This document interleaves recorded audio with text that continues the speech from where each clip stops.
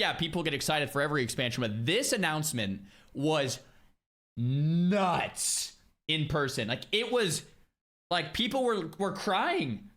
People were literally crying. Like, people were like, it was crazy hype on this announcement in there. Like, it was crazy. This popped up in my YouTube recommendations over the weekend, and I did not watch it, but instead I clicked on add to watch later so I could watch it with you guys on stream. All right, video looks like an absolute mad season banger, and let's get into it.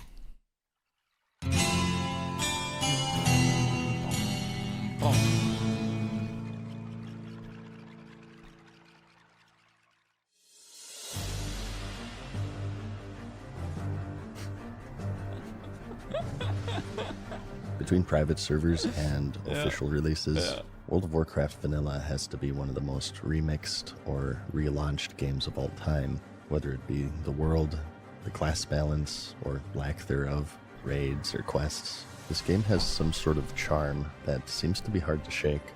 With all of these different versions floating about, it's gotten confusing enough to warrant a comprehensive historical archival. So without further delay, this is the history of Vanilla World of Warcraft.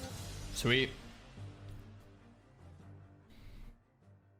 I mean, like, lately it seems like a very, very, very hot topic that there's too many versions of WoW. Like, you bump into someone and they're like WoW player, and you're like, oh, what version of WoW do you play? And it's almost always different than the version of WoW that I'm playing, and it's like, okay, like, there's just a disconnect there, which is tough. And it's like, I mean, Blizzard is very acutely aware of this, I'm sure, and that's probably one of their biggest problems that they're trying to solve, but it's also a good problem to have because it means there's a lot of people playing your game, really. So it's good, but it's also, like, tricky, and it's like, how do we navigate this?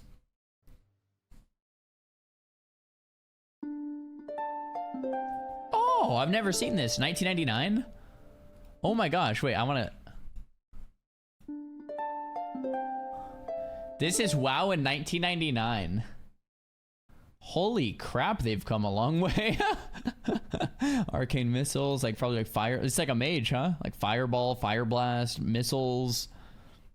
What the heck? Jeez, all right.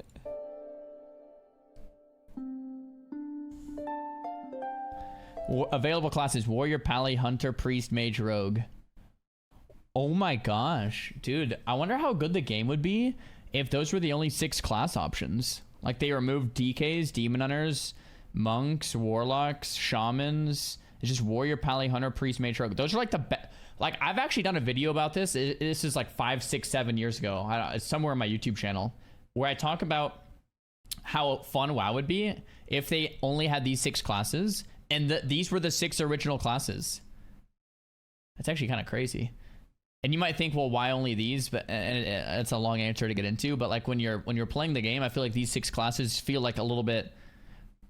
I'm trying to understand, like tried and true. Like, you know what's about to happen. The classes aren't annoying to deal with. I mean, you could make the argument rogue and mages are annoying. I guess people make that argument all the time. But you could also make the same.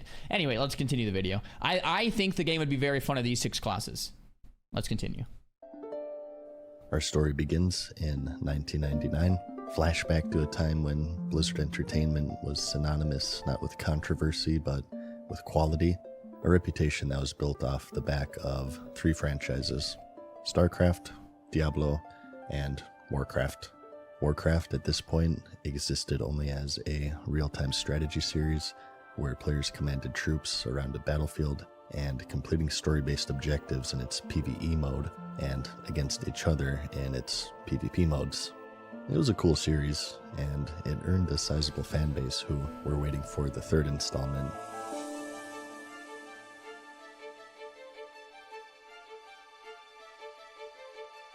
But where they expected an announcement of Warcraft 3, what they got was the world of Warcraft.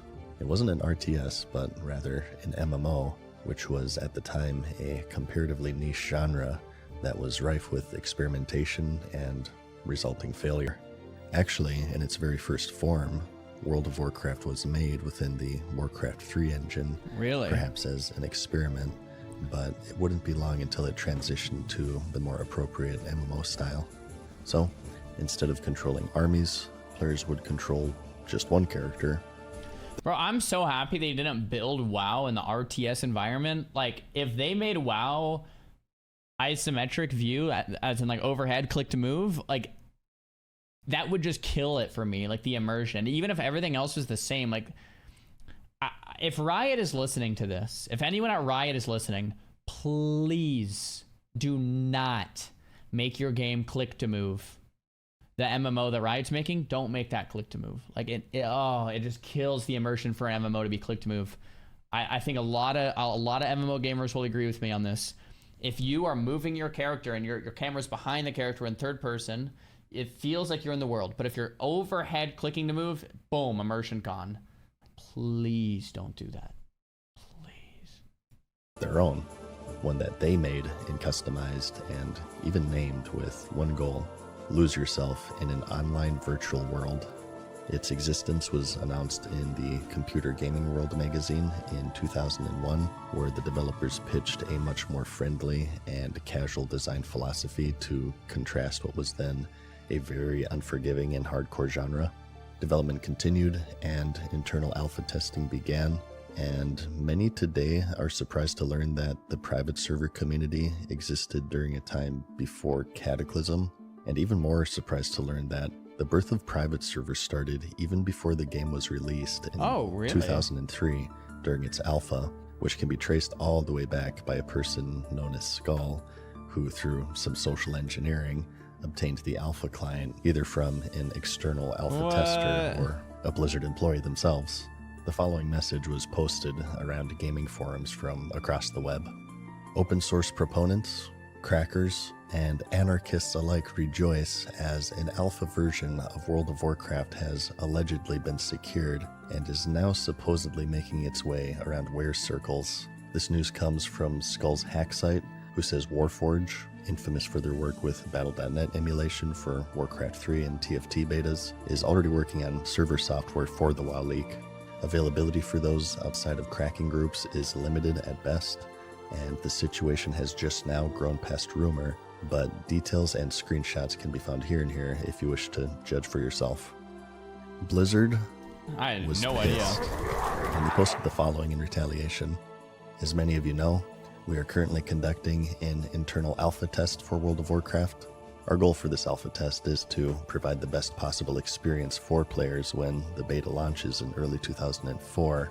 And in order to accelerate the testing process, we recently allowed a small group of external testers to play the game. During this process, a collection of files were leaked to the internet. While these files contain alpha content from the game, they're not fully playable, and therefore they do not convey the experience that WoW will provide when it's released.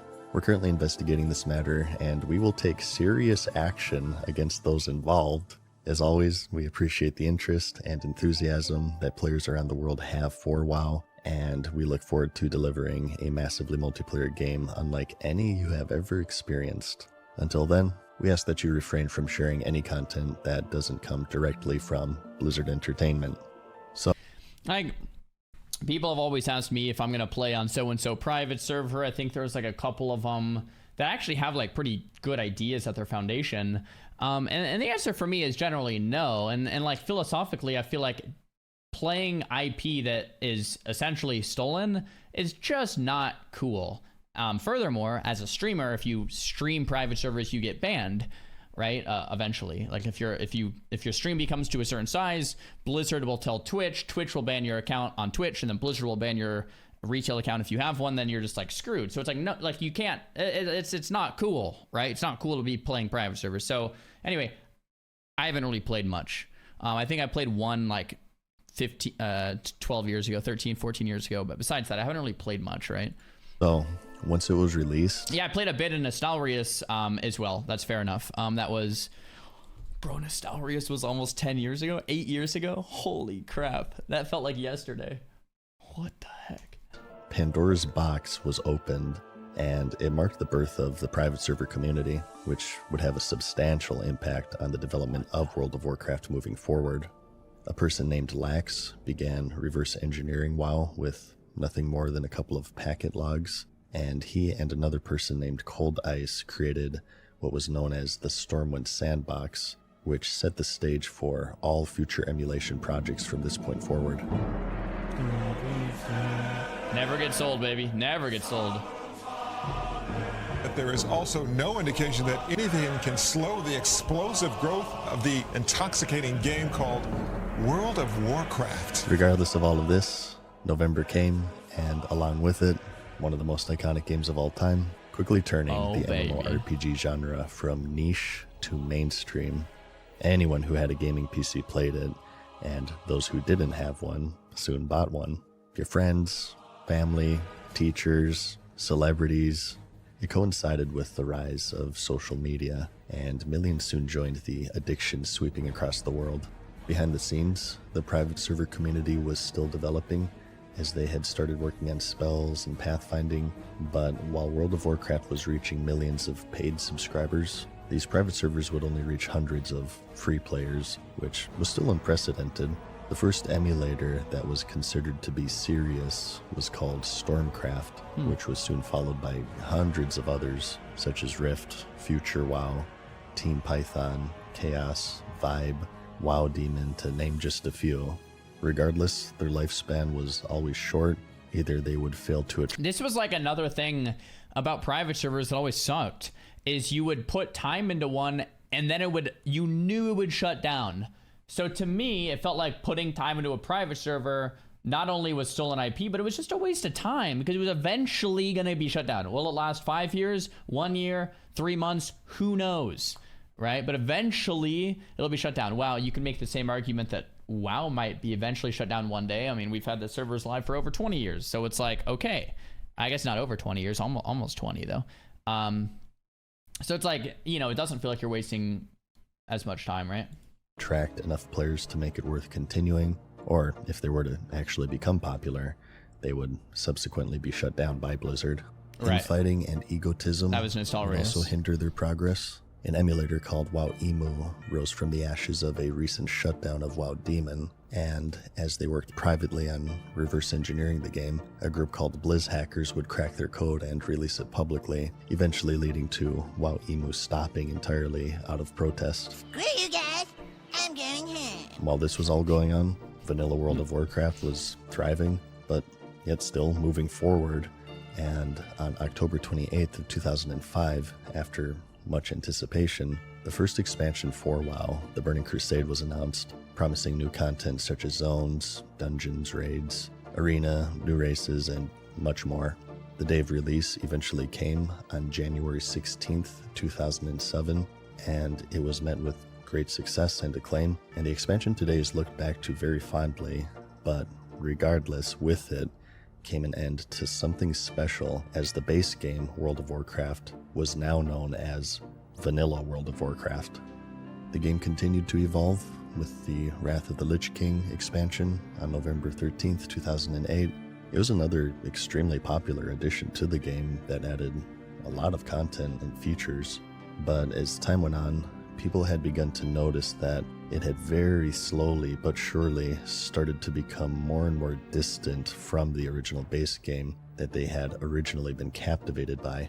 The balance became better, the classes more refined, the quests more complex, it started to become more goal-oriented, every action had started to reward some sort of tangible reward such as experience or an item or an achievement, and the story shifted away from the world and towards major lore characters, complete with quite extravagant cutscenes and cinematics at the time. The game had evolved on so many levels, yet still, what it was losing was charm. With each update, there were fewer and fewer things that existed just for the sake of existing. As classes became more balanced, they also became more homogenized and less interesting. Old school RPG elements were deemed to be outdated or too complex and were removed entirely, and people had started to become nostalgic of the old zones and dungeons and raids and composition of the game that they once explored.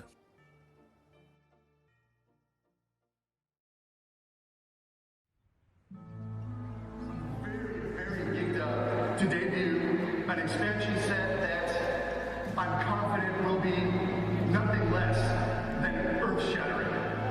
An expansion set that will very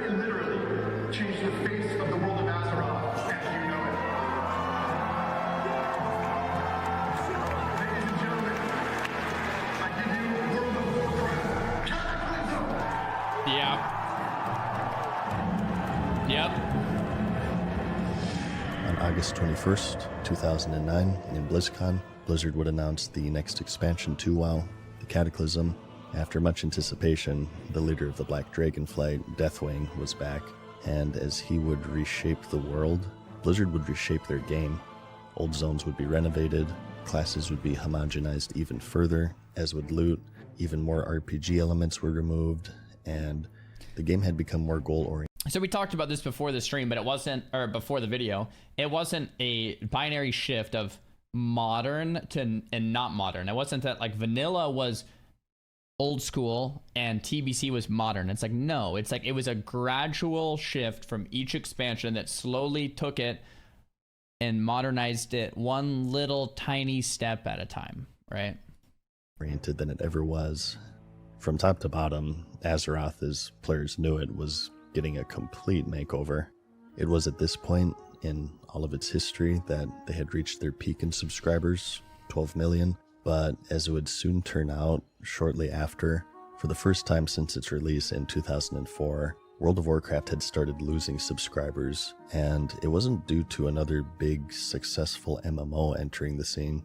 Rather, it seemed that people had started to simply lose interest.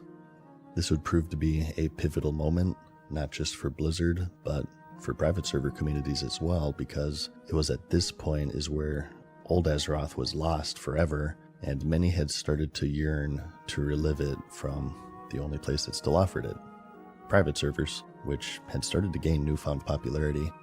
A few servers had emerged as frontrunners, such as Phoenix or Vanilla Gaming, due to their lack of popularity previous to this point, and also previously mentioned infighting. The game was still a shadow of its former self. The scripting and mob pathing and the spells were all over the place, highly inaccurate.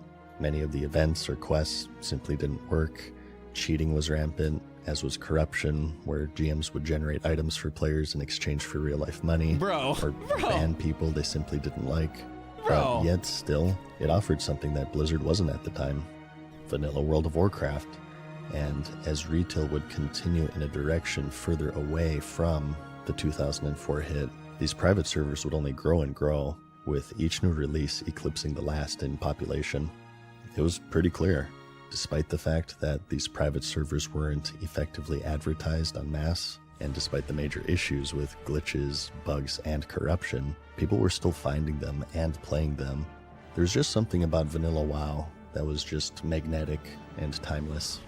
Yet still, there were those who were unhappy with the quality of these private servers, and instead campaigned Blizzard, frequently posting on the forums detailing the popularity of these private server communities, and arguing that there is a clear demand for unofficial recreation.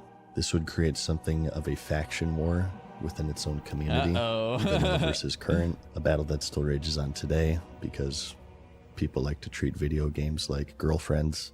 It was essentially fans who had become jaded and they disliked the more modernized version of the game versus those who dismissed these gripes as nostalgic and For me, like, I'm not the one to be like, this sucks, this version sucks, and this version's great, this version's trash. Like you read these threads and like all these people, I'll always say something along the lines of like, your opinion's wrong, or like WoW Classic is terrible. Like, it just doesn't make any sense to me.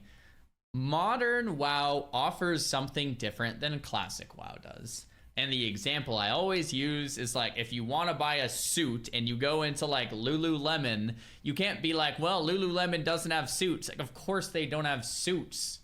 They're selling athletic wear. What are you doing in Lululemon, you moron?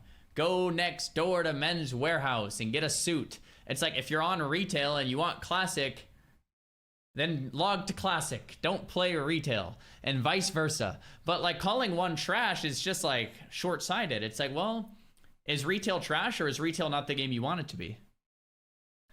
I think for me, I've come to that realization over the past couple of years. It's like, well, I don't think retail is actually trash. In a lot of ways, it's actually really great. It's great as a collector's game. If you want to collect transmog and mounts and achievement points, it's awesome. It's really fun to watch Race to World First and watch like Echo versus Liquid versus Method, you know, I think that's really fun to watch. And I think Mythic Plus is in like a really solid spot too in terms of MDI and Great Push. It's like it's fun to watch these things. So it's like cool, right? It has some things going for it, and it has new novel content coming out every 2 years, like big expansions every 2 years and patches every 3 to 6 months. So like there's a lot going for retail. So calling it trash is just a dumb idea. But if you're a classic player wanting classic things, it's trash for you because it's not what you want. That doesn't mean the game is trash. That means you don't want what retail offers. And vice versa. For retail players calling classic trash, it's like, dude, you just don't want what classic has to offer, which, by the way, it has to offer a lot. It has soul for one, right? You have these classic experiences. You actually have to talk to people and group up with people, and the world and leveling experience is challenging, difficult, and it takes a long time. So it's like there's real pros to each. Understanding those pros and making your choice seems a little bit more intelligent than just saying this one's trash. It's like, bruh. Because people like to treat video games like girlfriends. It was essentially fans who had become jaded and they disliked the more modernized version of the game versus those who dismissed these gripes as nostalgic and misguided. As for Blizzard, they would disregard these pleas and remain quite firm, either that it was impossible to do as they didn't have the code anymore, or the players are confused and they don't know what they're asking for. Something that would be parroted by the current faction as they would create a copy-paste called the Wall of No, containing paragraphs upon paragraphs of why vanilla servers would never happen, why that's a good thing. The whole thing got insanely petty and hilarious, as internet nerd fights often tend to be. The community was, and still is, incredibly split, and any discussion surrounding vanilla servers would quickly devolve into flame wars and toxicity.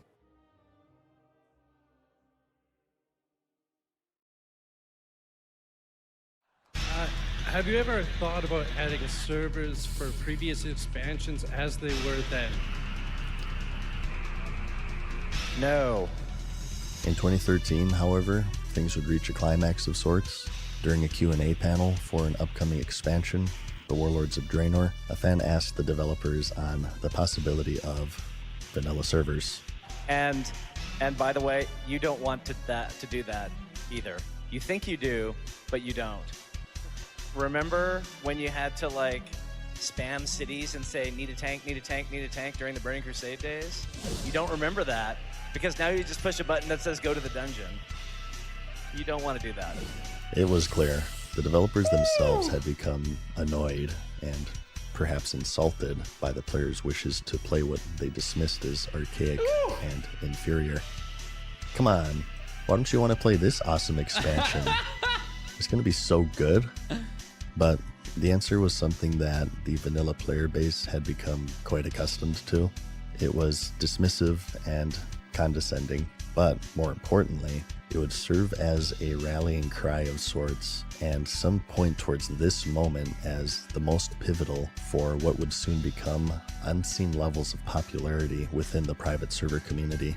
A server called Nostalrius would launch on February 28th, 2015, and would set new records of activity, despite major issues. Bro, Nostalrius was almost 10 years ago, dude.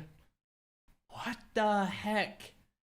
That feels like yesterday, man. What the heck? Because like Nostalrius came out and then Blizzard was like, oh crap, there's actually so many people that want this. And then it was like the petition and then like hiring the Nostalrius devs to talk to them. And then like, you know, took a couple years and then, you know, actual 2019 Classic came out. Such as rollbacks, raids resetting after crashing, and other impactful glitches, people still played, reaching an astonishing 800,000 registered accounts. It was by and large the most popular private server for vanilla since their inception in 2003. Yeah. Unfortunately though, for Nostalrius, their success ended up being their downfall as they had become popular enough to attract the attention of Blizzard, and under threat of lawsuit, they were forced to shut down, which, as you would imagine, would only fuel the flames. Yeah, people the player were base was irate because the situation was as follows. They wanted vanilla, Blizzard refused to produce it, and are now actively shutting down people who are providing it. Yep. It's understandable to be emotional in such a circumstance, but to be fair, it's a pretty short-sighted way of looking at things, as Blizzard doesn't even have a choice. They're compelled under law to protect their IP. They're a publicly traded company. If they were to ignore blatant copyright infringement, they risk lawsuits from their shareholders, as Blizzard is not profiting from people playing a version of their game. Still, understandably, the community was frustrated as they wanted vanilla. There was a clear demand for it, but not only was Blizzard refusing to provide it, they were shutting down ways to play it, leaving the only option a version of the game that many had become very jaded with. Blizzard would respond to this controversy with a suggestion of what they called pristine realms, which would be the rule sets of the current game, which was Legion at the time, but turning off all of the level acceleration bonuses such as heirlooms, level boosts, disabling the WoW token, and so on, as it felt like these services damage the original design philosophy of the game. Hold on to this thought, because it becomes very important later on. This was not received well, however, as the old world would still be missing, the class balance would be current, as well as a plethora of other retail design philosophies that would negatively impact vanilla. It was seen as a half measure. Yeah, but there was a silver lining in this whole debacle, as after the server was shut down, Blizzard had invited some of the Nostalrius staff to their headquarters in California for a meeting. No one outside of who was invited knew what was said in this meeting for months. Some speculated legal proceedings, but some of the more hopeful anticipated a big announcement in the near future. Yeah. I want to take a minute. And I want to talk about ice cream. Ice cream is great. Bro, I was here this year in person. I think I was sitting like right here. And I wanted to cry when he said this. Like, I got the biggest nerd chills. I was so happy, man. Ice cream is one of my favorite desserts. Personally, I love chocolate and I love cookies and cream. Cookies and cream is actually my all-time favorite dessert. But I understand that for some of you, your favorite flavor is vanilla.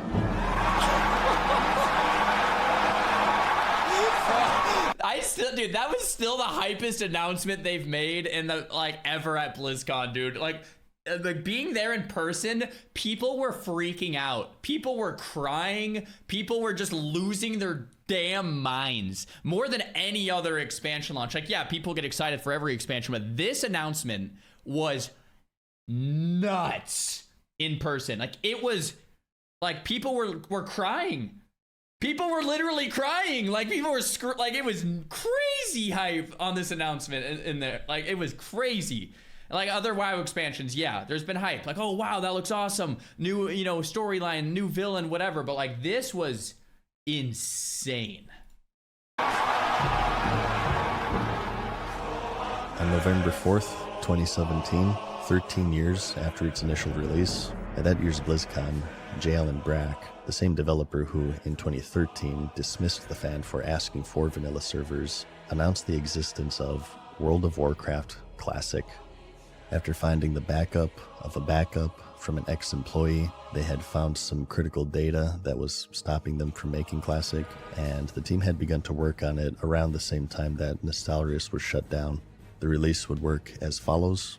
It's vanilla World of Warcraft with the old world, quests, class balance as it was in the final vanilla patch, which was 1.12, with progressive content releases to roughly mirror the original cadence of updates, such as Battlegrounds being added in later, the Dire Maul dungeon, and raid releases for the most major, and item and recipe changes for the more minor. They would advertise all of the charm of vanilla, but perhaps even more importantly, also the lack of features that would conflict with it, such as dungeon finders, raid finders, and also microtransactions. The fan base erupted after years of campaigning. Official Classic was going to be a thing. The beta would kick off next year, followed by a playable demo that limited players to Westfall and the Barrens, and on August 27th, 2019, it would release officially to overwhelming success. Like, literally, the servers overflowed with players. Queues would balloon up to several hours or even days in some instances. They took the amount of servers that they had on launch and then doubled them, scrambling to keep up with the this was wild, man. This was in wild. a game that was at that point 15 years old. A report came soon after that Classic's launch had tripled their subscription revenue.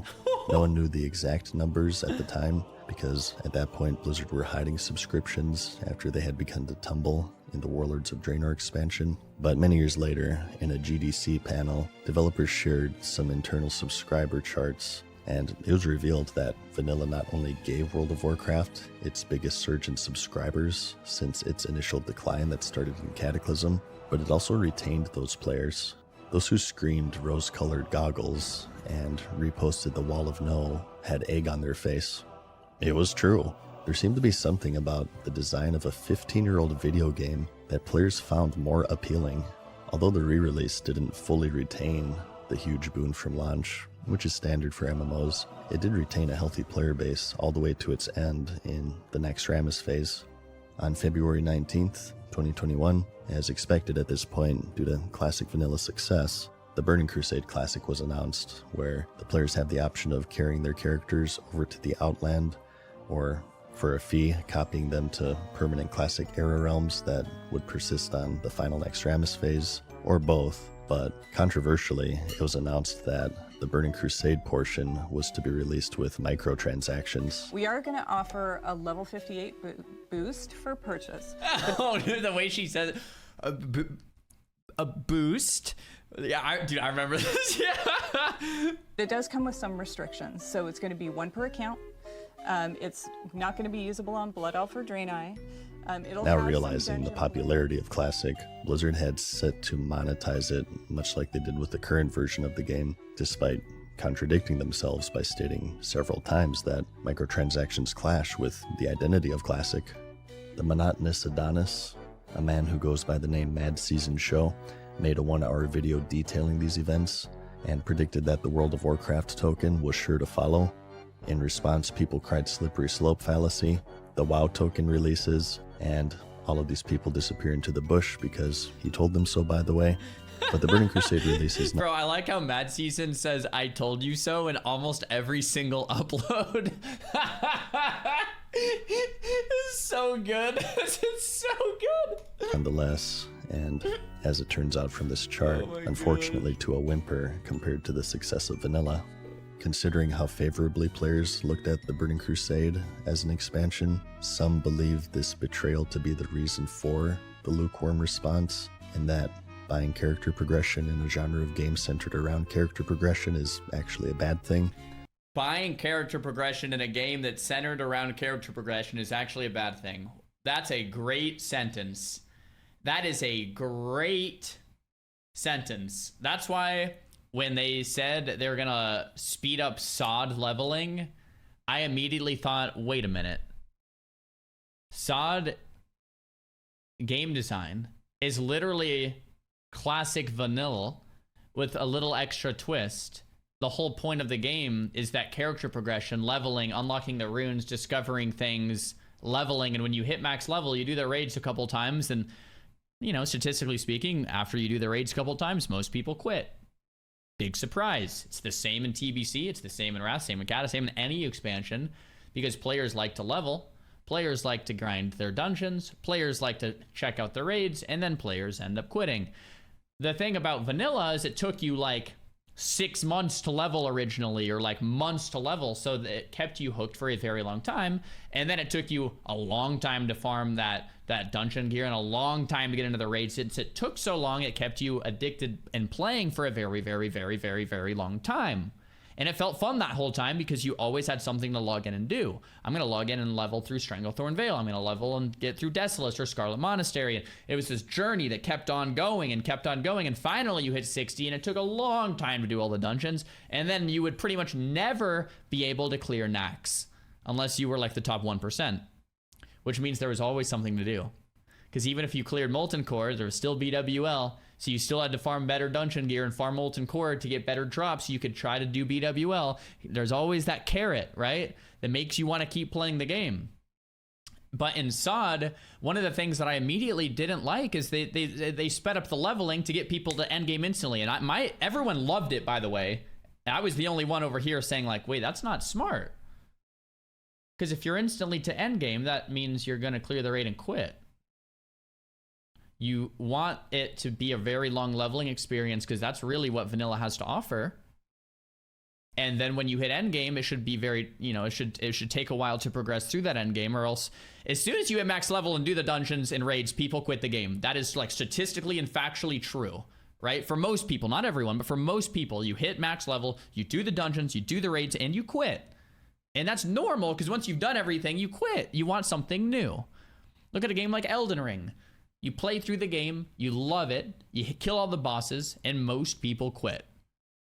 Doesn't mean Elden sucked. It means it was great, but you finished. And people think the same about WoW for the most part. And that's why you want that leveling experience to be slow, the dungeon and raid grind to take a long time so that you can actually play the game for a long time. But SOD is going in a different direction with like, let's get people all max level so they can have 4 ults. And it's like, what's going on? What's going on? Right? I disagreed with that move they did with SOD. I think like fundamentally it's not as vanilla as it could be. And the major counter argument I hear is, well, it's a seasonal server and it's not vanilla, it's SOD. And it's like, well, SOD is based on vanilla, and yeah, it's seasonal, but it's going to be like a year or two, which is like the same as like original vanilla. So what's your point? So like both of those arguments kind of fall flat, I think, when you think about them a little bit longer. Anyway, let's continue the video. Who'da thunk it? But nonetheless, it hobbled along, and as it turned out, the story of vanilla was far from over, as the Season of Mastery was announced to be released on November 16th of the same year. This would be a relaunch of vanilla World of Warcraft, but this time with some changes, although the 2019 re-release attempted to emulate the original 2004 release pretty closely. So I have like a theory that vanilla has pulses of interest. And those pulses of interest are usually in like 3 to 4 year waves, right? You have all of the interest in 2015 in Nostalrius. It went like super hard in 2019. And then you had hardcore pop off in 2023, right? And you hit these like 3-4 year increments very well, and people will love it. But if you offer too many fresh servers too quickly, like we saw with Season of Mastery, like Fresh was 2019, or like, you know, Classic, official Classic was 2019, Classic relaunch. And then Fresh was 2021 with Season of Mastery. It was only 2 years. And I think it wasn't like, it was a little too soon. That craving wasn't there. That community pulse wasn't back up, so to speak. And it was kind of a failure, right? It's really interesting to think about it that way, but it seems historically a little true. C-Dank in the chest says 2026 hype. I know you're kind of kidding, but like I swear, yeah, 2026 will probably be like a big year for Classic WoW. Like, I'm not kidding. Like, there'll probably be like a resurgence of hardcore, or like a resurgence of Season of Discovery V2 or Classic Plus, or like something in 2026. Like, you're probably spot on with that, C-Dank. No cap.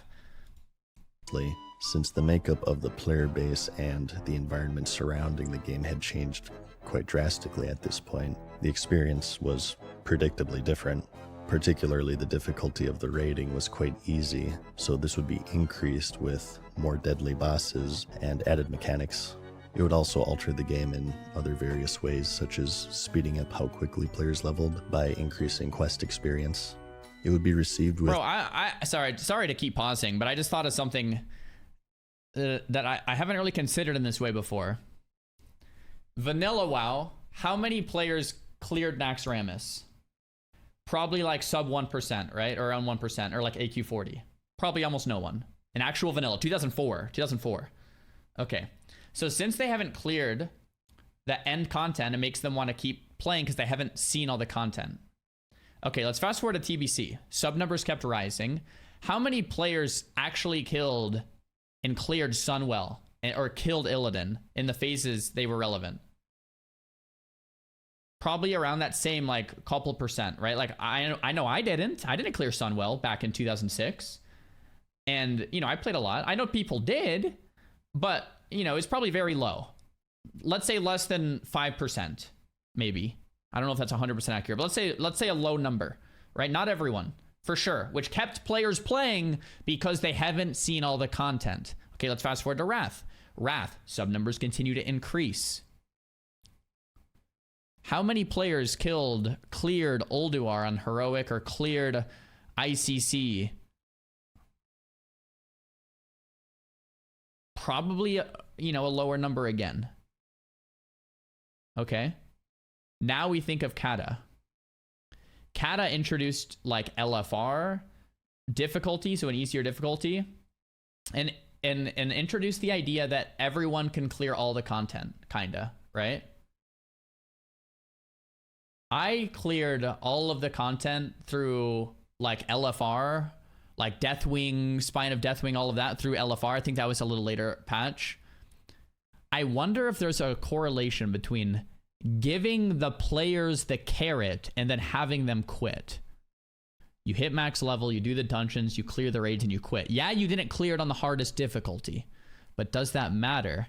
You look at like Wrath or TBC or Vanilla, and since players haven't seen the endgame content, they haven't beat the game yet, so they don't unsubscribe.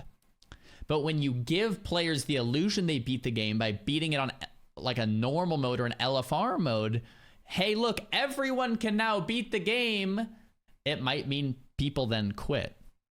I wonder if it was an incredibly short-sighted design philosophy decision to have all players clear all content instead of keeping the carrot further away and only having, you know, 5 to 10 to 20% of players clearing all the content, and the rest of the people are staying subscribed because they haven't cleared it precisely because they haven't cleared it, and they're aiming towards that carrot that gives them something to aim for that they haven't reached yet. And if you give that to everyone, they end up quitting. I'm putting all this together right now, but I think that there might be some truth in this.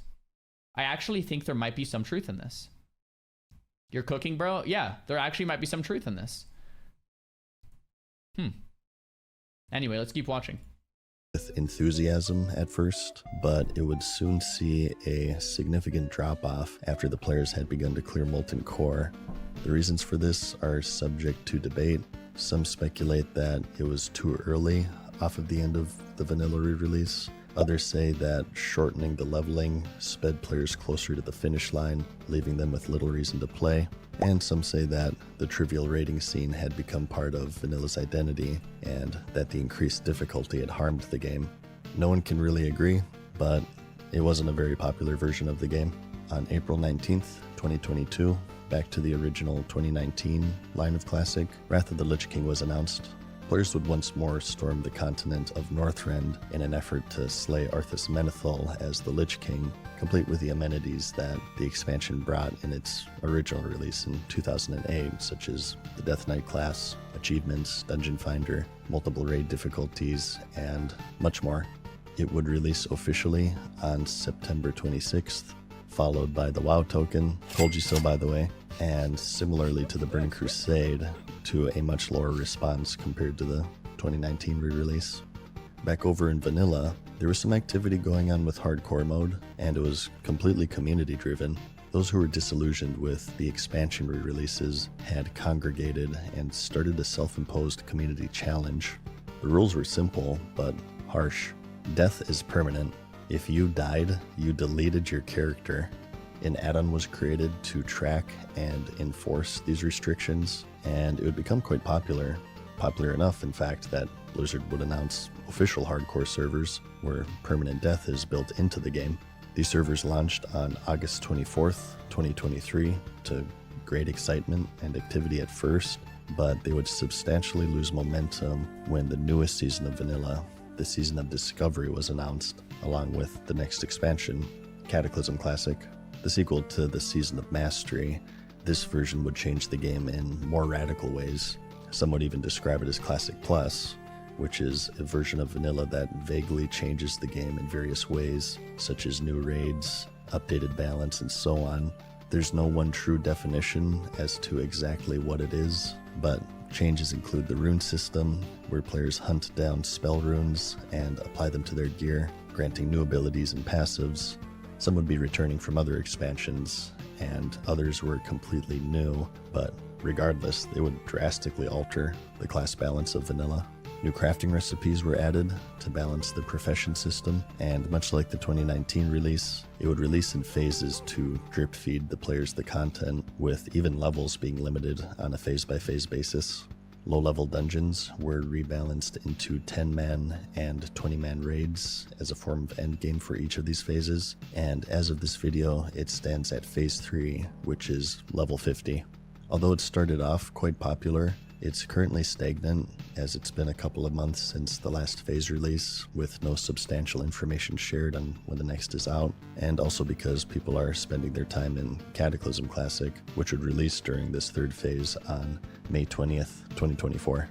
Ironically enough, the expansion that most drastically changed the game from vanilla has seen a re-release in the original 2019 line of Classic, and it follows the same form of the 2010 release, the only exception being more microtransactions. During all of this, the private server community would once more begin picking up steam, primarily in the form of Classic Plus, primarily two servers, which are Turtle WoW and Ascension, which offer their own unique forms of Classic Plus, including class changes, dungeons, quests, to name just a few.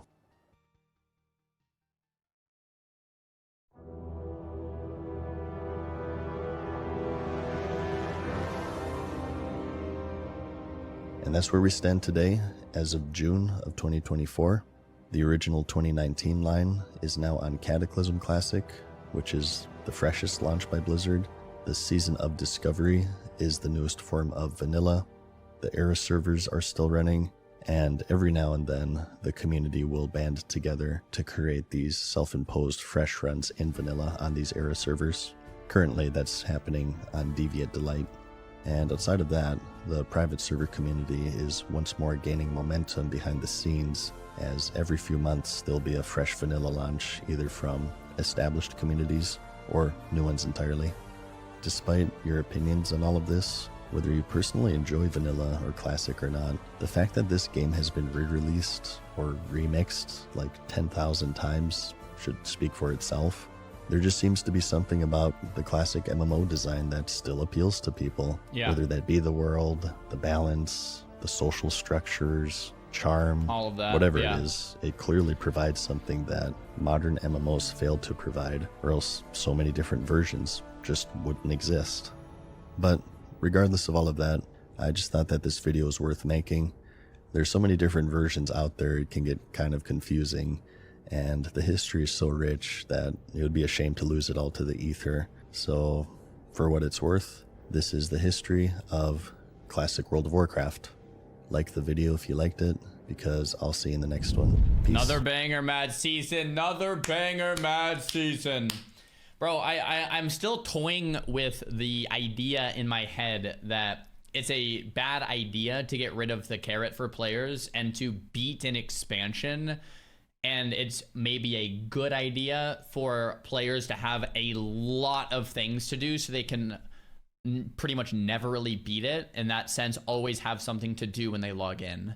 And I think there actually might be a lot of truth to that. The more I wrestle with that, the more I think about it.